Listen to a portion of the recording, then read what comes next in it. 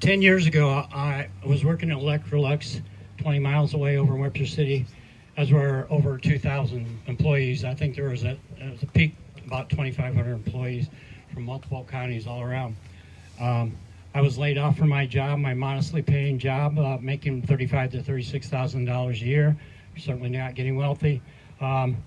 We were told that those jobs were going to leave. They were never going to be coming back. We had to go and train for other types of work. So I went back to college, worked my tail off, drove back over 100 miles a day to college, completed 2 STEM programs, and in 10 years, after completing my work, almost 10 years, I have not been able to get a decent paying job. And I know part of it is my age, but then STEM programs are hot. Why can't I get a job? And what will you do to help me get a job? I want to keep working. I want to earn a decent, honest wage. Thank you for sharing your story and for asking a really important question. We've got to make sure that every part of America is competitive for investment.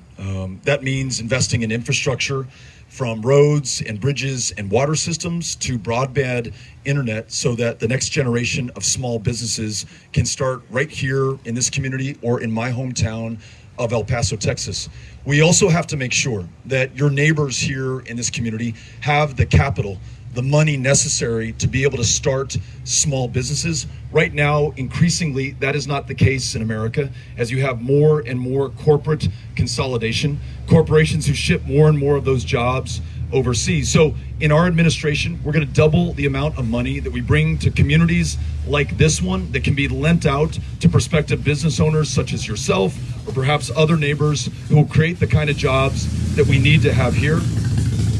We're going to make sure that the tax code no longer favors corporations, instead favors small businesses, and any kind of subsidy that any business gets for creating a job is tied to keeping that job right here in this community.